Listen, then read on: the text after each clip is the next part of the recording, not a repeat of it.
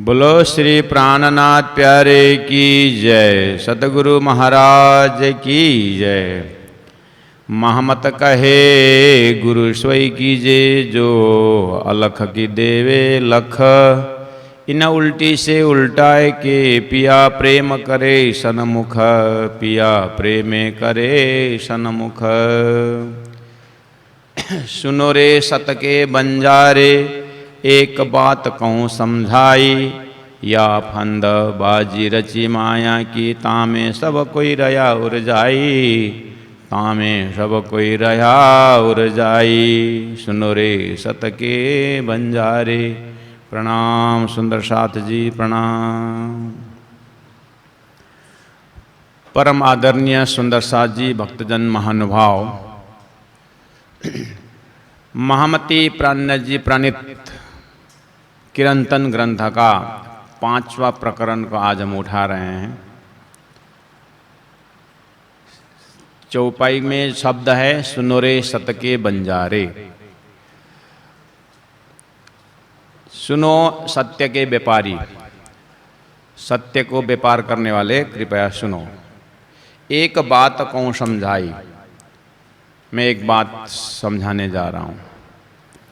तो महामती प्राणनाथ जी के अंतः तह दिल से ये प्रकरण कब किस भाव से प्रकट हो गया और कब, थोड़ी सी इसका प्रकरण का बैकग्राउंड, थोड़ा सा इसका बैकग्राउंड समझ में आ जाएगा तो बहुत कुछ समझ में आ जाएगा। हम जब स्कूल में जब अध्ययन करते थे और आज भी स्कूल में जो पढ़ाई होती है, वहाँ कवि परिचय, लेखक परिचय करके आता है। तो एक कविता मास्टर शुरू करते हैं पढ़ाने को, तो मास्टर थोड़ा खोजी करके पहला कवि परिचय देते हैं कि ये कवि ने ये जो कविता में जो भाव रखे हैं, ये किस परिवेश में या कैसी परिस्थिति को यहाँ पर बतलाया जा रहा है। यानी कवि के समय में, या कवि से 50 साल पहले, कवि से 25 साल पहले देश की परिस्थिति, उस समय के सामाजिक परिस्थिति, उस समय का राजनीति परिस्थिति, धार्मिक कलाकृति, साहित्य, ये सारी चीज़ उस समाज में कैसा रहा, उसको नक्शा उतारते हैं कवि। और उस समय में जिस देश में कवि है उसके राजनीतिक व्यवस्था कैसी रही, जो राजा था या जो भी सरकार, अगर राजा था तो राजा की नीति कैसी थी, राजनीति उसकी कैसी थी, क्रूर था या दयालु था, उस समय में धार्मिक परिस्थिति कैसी रही, ये सब जो है वो कवि के भावना से उस शब्द में आता है।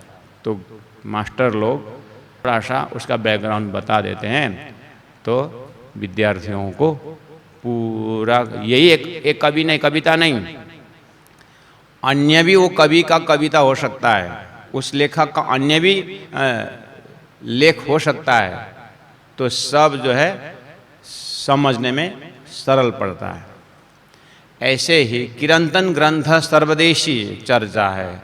किरंतन ग्रंथ सभी महामती प्राणनाथ जी की सभी परिस्थितियों में, कैसे कैसे परिस्थितियों के स्वामी जी गुजरते हैं रास्ता में, प्रचार क्षेत्र में, उस समय का सैद्धांतिक जो है परिस्थिति है महामती के ज़माने में, उस समय की धार्मिक परिस्थिति, सामाजिक परिस्थिति कैसी रही है, ये सब बात जो है उनकी जो साहित्य है, उनकी जो जीवन का संक्षिप्त परिचय है, उसमें से थोड़ी सी जानकारी लेने से इन प्रकरणों को, यही नहीं है, बहुत सारे ऐसे प्रकरण है जो महामती प्राणनाथ जी जागनी यात्रा में जब निकलते हैं तो बहुत ऐसे लोगों से, ऐसे साधकों से, ऐसे ज्ञानियों से मिलते हैं। अलग अलग धर्म संप्रदाय के लोग धर्म में लगे हुए हैं, ज्ञानी हैं, भक्त है, वैरागी हैं, सन्यासी हैं, कर्मयोगी हैं, इन सब से महामती प्राणनाथ जी मिलते जाते हैं और तारतम का परिचय देते जाते हैं। तो इसी परिप्रेक्ष्य में जब विक्रम संवत 1722 में जब वो दीप बंदर पहुँचे, 2 साल दिब्बंदर में रहे, तो 22 से 2 साल जोड़े तो 24 हो जाता है। तो इस तरह से विक्रम संवत 1724 में दिब्बंदर, फिर उस कोस्टल एरिया में होते हुए महामती प्राणनाथ जी पोरबंदर और नलिया ये जगह होते हुए जब ठट्ठा नगर पहुंचते हैं, अब ठट्ठा नगर पहुंचने के बाद और वो लाठी बंदर होते हुए मस्कत बंदरगाह की तरफ उनको निकलना होता है। तो दिब्बंदर से क्यों निकले? दिब्बंदर में 2 साल वहाँ धर्म शिक्षा सदगुरु के एक शिष्य रहे जयराम भाई कंसरा। वो सदगुरु के ज़माने में एक तरह जग करके फिर सोए हुए व्यक्ति, फिर उनको रीअवेकनिंग, फिर उनको सदगुरु को समय को याद दिलाया गया। और उनके वो तो एक माध्यम रहे, लेकिन उनके माध्यम से बहुत सारे भक्तों की जागनी हुई, सुंदर साथ की जागनी हुई। इसी समय में उस समय के जो राजनीतिक परिस्थिति अच्छी नहीं थी। दिल्ली में औरंगजेब बादशाह और उसी दिब्बंदर में पोर्टुगीज का वहाँ पर ईसाइयों का पकड़ था, और अरबियन लोग समुद्र पार से छुप करके नाव में आना और उस कोस्टल एरिया से चोरी करना, लोगों को पकड़ के ले जाना और उसके ऊपर डिमांड करना कि तुम्हारे आदमी यहाँ है, इतना पैसा दोगे तो हम छोड़ देंगे। ये जो सामाजिक स्थिति डमाडोल है, और उसमें रक्षा देने वाले सरकार है, गवर्नमेंट है, और वो सब गवर्नमेंट में हिंदू राजा छोटा छोटा अपना अपना राज्य लेकर के बैठे हुए हैं। तो इसी सामाजिक स्थिति में बहुत सारे भारतीय लोग उस कोस्टल एरिया से पकड़ाव में आ जाते थे, और उधर मस्कत बंदरगाह, अब्बासी बंदरगाह, उस तरफ के मुसलमान लोग जो है, बदमाश लोग, अरेबियन लोग, उस अरेबियन सी से पकड़ करके ले जाते थे। जब महामती प्राणनाथ जी 2 साल जैसे यहाँ रहे, बहुत ऐसी घटनाएं घटी। तो उसी में एक घटना ऐसी भी हुई कि जो महामती प्राणनाथ जी के जो शिष्य मंडली थे सुंदर साथ, तो वो भी उस बदमाशों के फंद में फंस गए। और उसमें से मेन जो परमधाम की अमलावती की वासना, उनके पूर्व जीवन में जो फुलबाई थी महामती प्राणनाथ जी का धर्मपत्नी, वही अमलावती की वासना, फुलबाई की जो जीव जो है तेज कुमारी होकर के सुंदर साथ की सेवा करने के लिए अब फिर आई है धरती पर।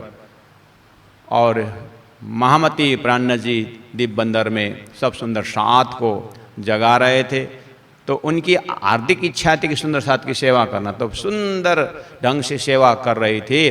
तो जैसे ही उस तट पर सब उस शहर के दिब्बंदर के अन्य भी जो भी जाते हैं, अपना अपना घाट में समुद्र किनारे में बैठना और कपड़ा धोना, नहाना, टहलना, सब लगे हुए हैं। लेकिन उसी फंदा में बाईजू महारानी भी फंस गई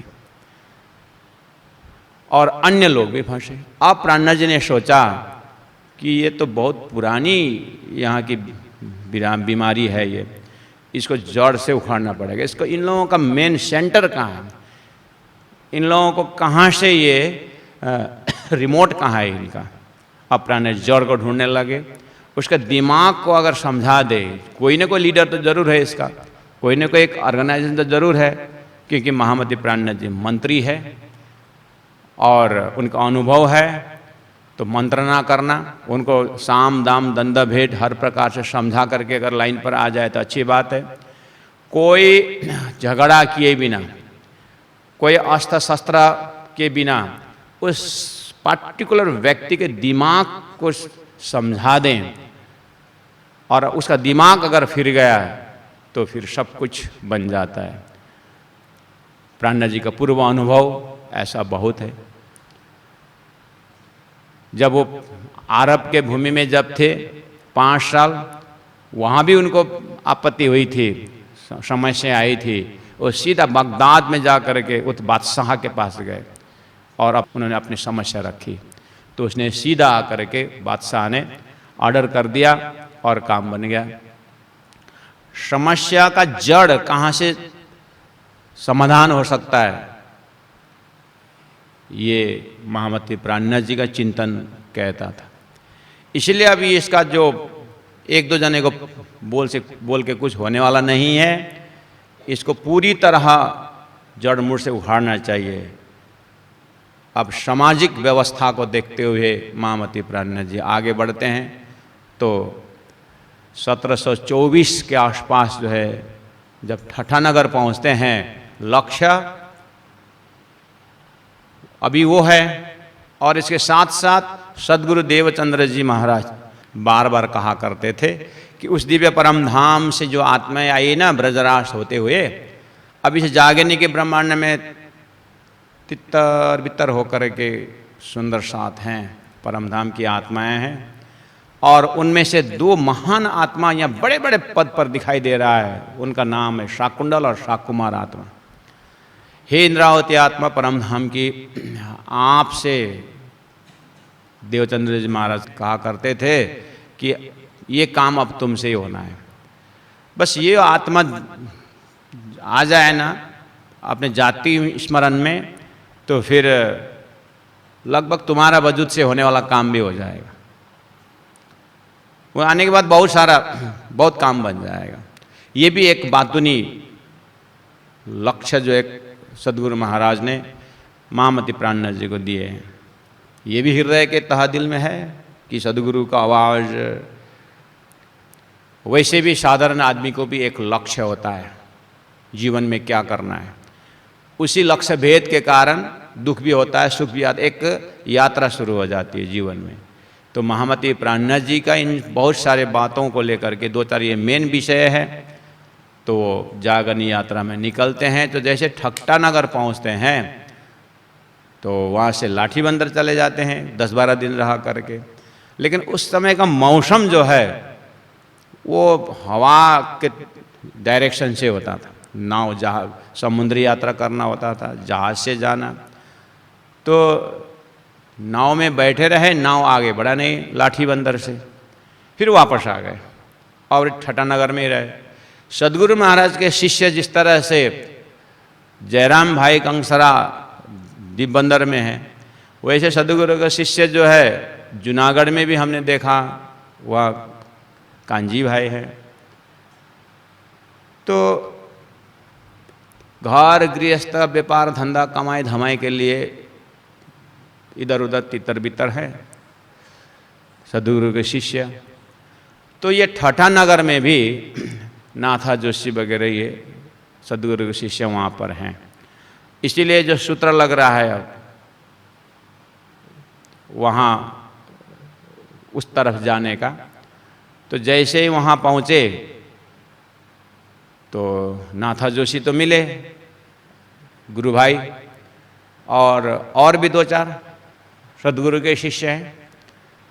ऐसा होता है ना कि सद्गुरु के साथ महामती प्राणनाथ जी का जामनगर में रहना, वो तो एक सद्गुरु की सेवा और उन्होंने ज्ञान का लेना, विद्यार्थी जीवन और अपना काम धंधा भी सपरिवार घर जामनगर में ही है। सुंदर साथ जगह जगह से आते हैं, कुछ फंक्शन में सद्गुरु से मिलते हैं, मुलाकात होती है, इस तरह से परिचय है। लेकिन उस जगह में पहुंचने का ऐसा मौका नहीं मिला था जहाँ जहाँ सुंदर साथ रहे थे। ऐसे ही अब जब जागनी यात्रा में निकलते हैं तो मुलाकात हो रही है, खुशी भी है और उनके ही माध्यम से सत्संग होता है। तो आज भी हम कहीं जाते हैं तो कहीं ना कहीं सुंदर साथ के सूत्र से ही जाते हैं, भले एक घर हो, 2 घर हो या एक व्यक्ति हो। जागनी का कार्य होता ही ऐसे ही। तो वहीं से फिर ज्ञान का प्रचार प्रसार होता है। प्रैक्टिकल बात आज भी वही चलता है। तो जैसे प्राणनाथ जी महाप्रभु वहाँ जब मस्कत बंदरगाह जाने का सूत्र नहीं बना, जहाजी समुद्री यात्रा अनुकूल नहीं हुआ तो वापस आए। ठट्टानगर में आने के बाद फिर वही पुराना सुंदर साथ तो थे ही, नाथा जोशी वगैरह। अब वहाँ सत्संग प्रारंभ किया, ऐसे सत्संग चलता रहा। तो अब प्राणनाथ जी महाप्रभु सोचते हैं कि जाना तो है वहाँ, फिर भी यहाँ बैठे बैठे राज्य के हुकुम, तो अपना उन्होंने वहाँ पर कार्यक्रम शुरू कर दिया।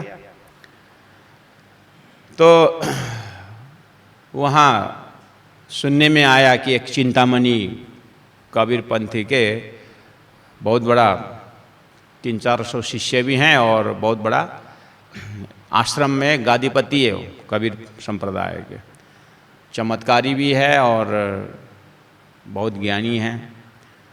तो प्राणनाथ जी ने बहुत अच्छी बात है, मिलेंगे। और हम भी तो कहीं जाते हैं तो ऐसा कोई महापुरुष हैं, ऐसा संत हैं, फकीर हैं, त्यागी हैं, तो हम भी दर्शन करने की इच्छा रखते हैं। कोई मंदिर विजिट में जाते हैं, जाते कि नहीं जाते, प्रैक्टिकल बात है। तो प्राणनाथ जी को तो और क्या, ज्ञानी से ज्ञानी मिले, ज्ञान का लूटा लूट, सत्संग हो जाए। तो वहीं के सुंदर साथ के साथ पहुंच गए। जैसे ही वहाँ पहुँचे, प्राणनाथ जी जैसे ठट्टानगर अभी पहुँच रहे हैं ना, 8,827 किलोमीटर की यात्रा उन्होंने जीवन में कर चुके हैं। 8,827 किलोमीटर की यात्रा है ये। मैं इसीलिए बैकग्राउंड बताना जा रहा हूँ कि आगे प्रकरण में चौपाई में ज्ञान तो मिलेगा वहाँ पर, लेकिन अनुभव की यात्रा से देखें। ठट्टानगर पहुँचते पहुँचते उनकी 8,827 किलोमीटर की यात्रा जा रहे हैं। इसका मतलब इतनी यात्रा में कितने लोग मिले होंगे उनके पास, मूर्ख भी मिले होंगे, ज्ञानी भी मिले होंगे। इसीलिए इनकी यात्रा पूरा अनुभव की यात्रा है। और जैसे ही पहुँचे, चिंतामणि जी को प्रणाम किए। वो भी देख करके बहुत खुश हो गए चिंतामणि जी।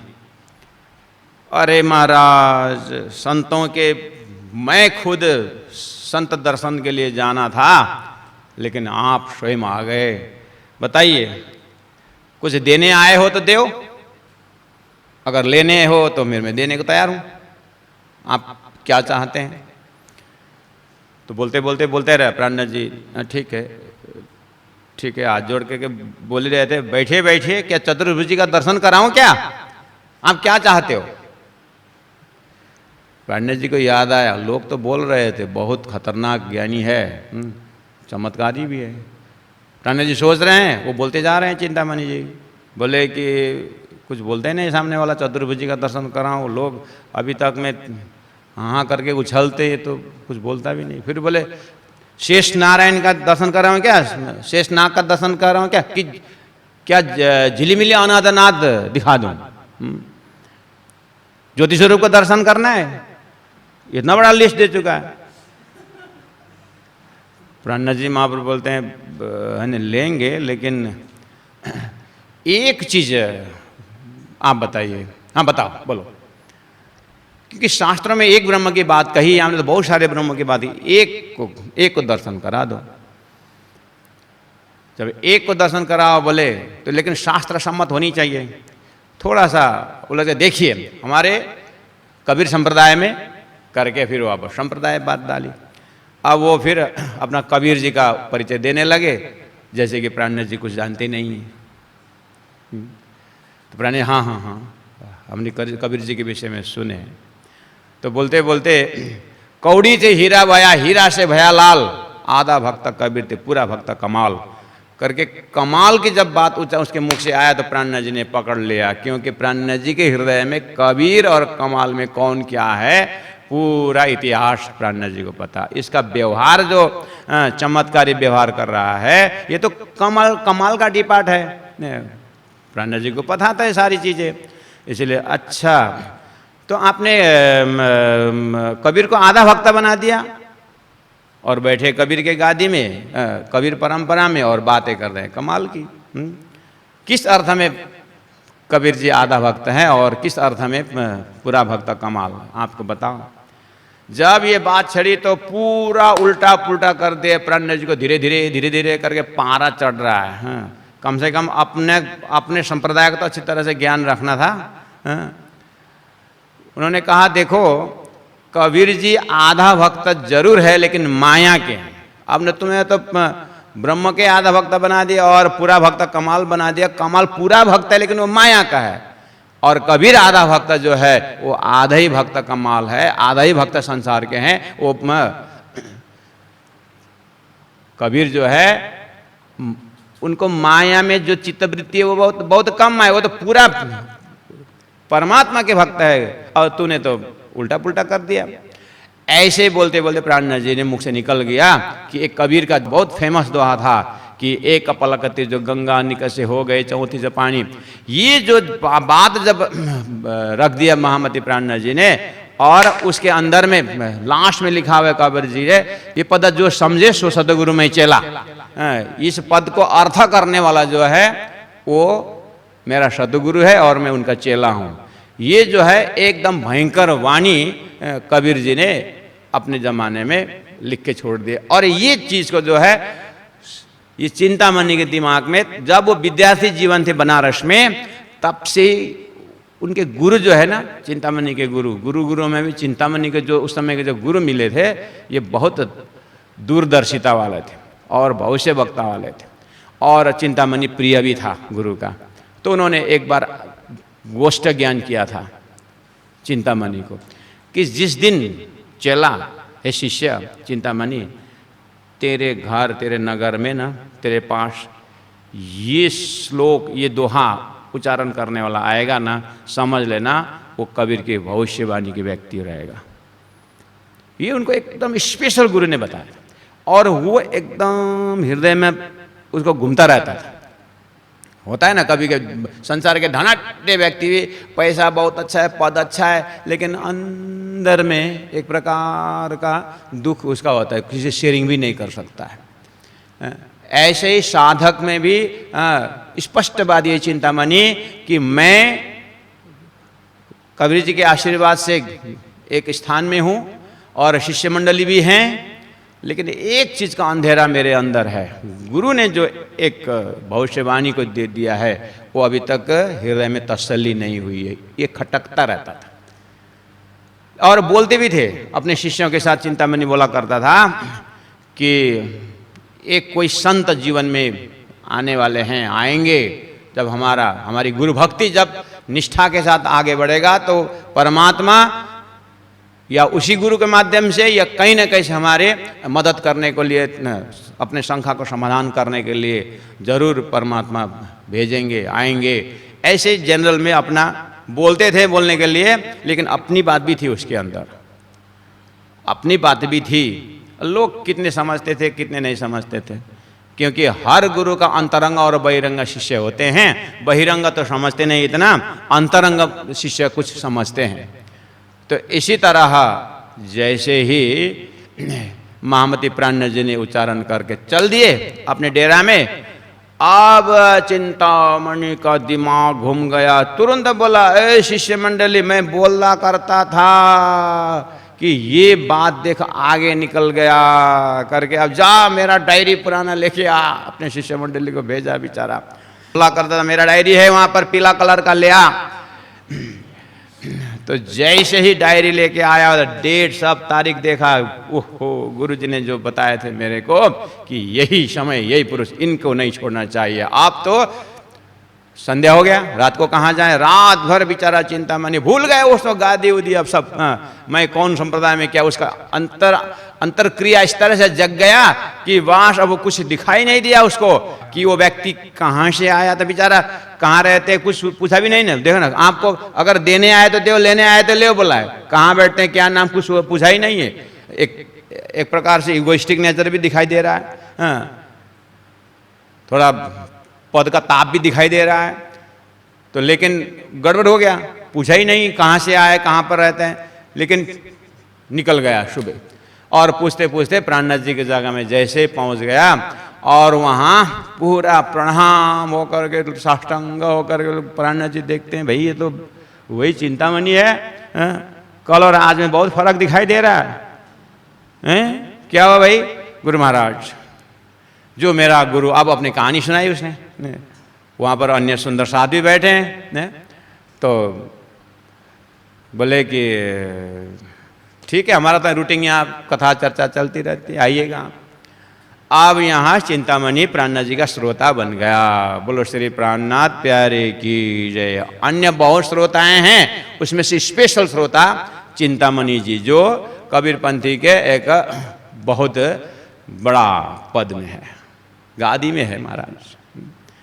अब कैसे आते हैं श्रोता? सब आते ही हैं, 12, 15, 20 बढ़ रहे हैं श्रोता। वो अपना 200-150 अपने शिष्य मंडली, जब गुरु आ रहा है तो शिष्य आएंगे ना, यही बस बहुत बड़ा एक पर्दा तो हट गया। नॉर्मली लोग कहाँ इस तरह से कथा सुनने को आते हैं, आएंगे तो भी गेस्ट होके आएंगे। होता है ना संत सम्मेलन, संत सम्मेलन में इतने संतों को भीड़ होती है, लेकिन वहाँ थोड़ी कथा सुनने कोई आता है, अपना अपने कथा सुनाने को आते हैं। लेकिन आज चिंतामणि जी आज आ रहे हैं, श्रोता बन के आ रहे हैं, लेकिन आने में थोड़ा थोड़ा रंग तो लगेगा ही, गादी का रंग तो लगता ही है। तो अपना आसन शिष्य मंडली लेके, हमारे गुरु जी कथा सुनने जा रहे हैं, चलो गादी लेके चलो, तो बढ़िया से गादी मसन सब लेके आते हैं और आगे बैठते हैं। अब प्राणनाथ जी महाप्रभु प्रवचन करते जाते हैं। तो अब आप ही विचार करना दिमाग में कि ऐसे श्रोता को हैं महामती प्राणनाथ जी जैसे व्यक्तित्व कैसे समझाएं? अब पीना तम्बाकू छोड़ दो, यहाँ बोल के क्या फायदा? खान पान शुद्ध होने, कबीर का इतने बड़ा महंता है। अब अन्य लोग जो है कोस्टल एरिया में सब मांस मछली खाने वाले ही रहते हैं, और इनके जो शिष्य जो बड़ा जमात आ रहा है, प्राणनाथ जी तो खुश हो गए कि कम से कम एक आदमी आया तो बहुत कुछ बहुत आ रहे हैं, और कौन लेवल का ज्ञान परोसना है। अब प्राणनाथ जी ऐसे ही प्रवचन करते जा रहे हैं। तो वहाँ कुछ कुछ अब 1-2 दिन तो थोड़ा नरमाई से इधर उधर व्यवहारिक ज्ञान करते आए, तो कभी कभी तो निकल ही जाता है ना। लोग ज्ञान का इतना घमंड करते हैं, आखिर में ये घमंड ही क्या है ना कि हमारा ब्रह्म से मिलन होने नहीं देता है, ऐसे कुछ बताए। तो प्राणनाथ जी के जो शिष्य मंडली हो तो समझते हैं, और जो चिंतामणि की जो शिष्य मंडली हैं वो भी अंतरंग बहिरंग में है, तो वो भी समझते हैं कि हमारे गुरु जी को टॉन्टिंग मार रहा है, लेकिन गुरु जी इतना भावुक है कि बात समझते नहीं है। इतनी शिष्य मंडली बनाओ करके बोल भाषा, चिंतामणि बढ़िया से एकदम आंख पलक लिए भी ना सुन रहा है। तो एक दिन सुनते सुनते एक शिष्य ने कहा, गुरुजी आपको याद हो रहा है ये महात्मा थोड़ा थोड़ा टॉन्टिंग दे रहे हैं, व्यंगात्मक सुन रहे हैं आप, ऐसा व्यंग तो हमको कुछ नहीं दिखाई देता है। अरे कोट सेवा करो, नाम निकालो, ऐसा वैसे तो करोड़ों शिष्य बनाओ, ऐसा वैसे, तो आप हमारा शिष्य नहीं है। तो कितने शिष्य जो है गुरु इस तरह से जाना अच्छा नहीं मान रहे हैं, इसलिए उन लोगों ने थोड़ी सी उनको सचेत भी की। तो प्राणनाथ जी से प्रणाम करके बोलते हैं कि गुरु महाराज एकांत में मुझे आप जो भी बोलो, 2 थप्पड़ भी मारो, मैं सहन कर सकता हूँ, लेकिन थोड़ा शिष्यों के आगे थोड़ा संभाल के, थोड़ा मुझे बचा के। तो प्राणनाथ जी समझ गए, हाँ, मैं बचा के ही बोल रहा हूँ, फिर भी मैं कोशिश करता हूँ, और मैं भूल रहा हूँ एक चीज़, ठीक है कल देखेंगे करके प्राणनाथ, और वैसे ही वो चला गया। तो अब प्राणनाथ जी रात को जैसे ध्यान में रहे, तो प्रकरण जो चिंतन में उतरा, जो कीर्तन चिंतन में जो कीर्तन उतरा, तो वो प्रसंग है सुनो रे सत के बंजारे, ये रात्रि में, ये सब बैकग्राउंड के कारण जब प्राणनाथ जी गहरी एकदम ध्यान अवस्था में चले गए, ऐसे आवरण से ढका हुआ आत्मा को कैसे जगाएं? अब ऐसे तो बहुत सारे देखने में भी आए हैं और भविष्य में और आएंगे। ये तो एक सृष्टि की बहुत बड़ी बीमारी है। सबको ये रोग सता रहा है जो आज चिंतामणि व्यक्त कर रहा है। तो रात को चिंतन करते हैं प्राणनाथ जी, तो 2 प्रकरण तो उतर ही गया। तो ये सुनो रे सत के बंजारे, एक बात को समझाई, ये प्रकरण, और इसके तुरंत बाद एक दूसरा प्रकरण है किरंतन में, भाई रे वेद के बंजारे तुम देखो रे मनुए का खेल। ये 2 प्रकरण प्राणनाथ जी के चिंतन से उतरा। और दूसरे दिन जैसे चिंतामणि जी आए, अब प्राणनाथ जी क्या, अरे आज मैं आपको वेट कर रहा था, मैं कब से या व्यवस्थापन में इन भाइयों को बोल रहा हूँ कि चिंतामणि जब आएंगे तो अच्छे गादी उदी बना के, मतलब जगह बना के रखो। कितने बार बोलता हूँ, और मैं भी जब आसन में बैठ जाऊँ भूल जाता हूँ, आप बाद में आते हो, फिर नीचे बैठना, फिर नीचे बैठने में ऊपर उठाना भी अच्छा नहीं लगता है, इसलिए आज तो आपको वेट करके बैठा हूँ। तो यहाँ आज आसन आपको यहाँ बना दिए हैं, आप यहाँ पर बैठिएगा। और 1-2 चौपाई ये जो मैंने बनाया हूँ, आज वो चौपाई आप पाठ करोगे, हैं, आप उसको पढ़ लेना और मैं उसको अर्थ करूँगा, ताकि आप भी इसमें सहभागी बन जाएं, क्योंकि आपके भी शिष्य बहुत हैं और आपका भी काम बन जाएगा, हमारा भी काम बन जाएगा। ऐसा नाटकीय ढंग स्थापित करके जो रात्रि में जो चौपाई उतरी है ना, तो प्राणनाथ जी ने उनको दे दिया और एक एक चौपाई चिंतामणि जी बोलने लगे। सुनो रे सत के बंजारे, एक बात कहूँ समझाई, या फंद बाजी रची माया की, तामे सब कोई रया उड़ जाई, करके पाठ करने लगे। प्राणनाथ जी नहीं, एक बात रोकिए, आप ऐसा करिए, सुनो रे सत के बंजारे, ये चौपाई में 4 पाई है, 4 पद है, उसमें से आधा आधा करके पढ़िएगा। हाँ ठीक है। फिर चिंतामणि कहने लगे, सुनो रे सत के बंजारे। आप प्राणनाथ जी बोले, हाँ सुनो रे सत के बंजारे। आप प्राणनाथ जी महाप्रभु एक एक चौपाई को लेते हुए एक एक लिटी को व्याख्या करने लगे। अब इस तरह से प्राणनाथ जी व्याख्या करते एक एक चौपाई का, एक एक लिटी का। अब प्यारे सुंदर साथ जी, इस तरह से ये भूमिका हुआ आज। कल इसका एक एक लिटी अर्थ करके जाएंगे, ताकि हमारे अंदर भी जो पर्दा है इसी प्रकार से हम इसको टूटा जाएंगे। इसको तोड़ते हुए हम भी ये पूरा आवरण को प्राणनाथ जी महाप्रभु ने किस तरह से हटाया चिंतामणि का, और सारा विश्व में इसका जो किस तरह से फैला हुआ है, तो ये चीज को मद्देनजर रखते हुए प्यारे सुंदर साथ जी, आज का समय हो गया है। कल आप सब इसी प्रकरण को लेके बैठिएगा। एक एक चौपाई प्राणनाथ जी महाप्रभु, चिंतामणि जी कल ये चौपाई बांसने वाले हैं। चिंतामणि जी जो कबीरपंथी के हेड ऑफ द डिपार्टमेंट है, वो चौपाई पढ़ने वाले हैं और प्राणनाथ जी अर्थ करने वाले हैं, और हम सब श्रोता बन के बैठने वाले हैं। तो अब क्या परिवर्तन चिंतामणि में आया कि नहीं आया, और हमारे में ये परिवर्तन आएगा कि नहीं आएगा, या कितना तक आया है, ये सारा जागनिक ब्रह्मांड में यही हमें देखना है। बोलो श्री प्राणनाथ प्यारे की जय, सतगुरु महाराज की जय। सुनो रे सत के बंजारे, एक बात कहूँ समझाई, या फंदबाजी रची माया की,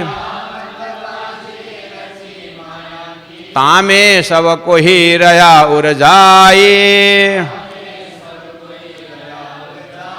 तामे सब को ही रया उड़ जाए।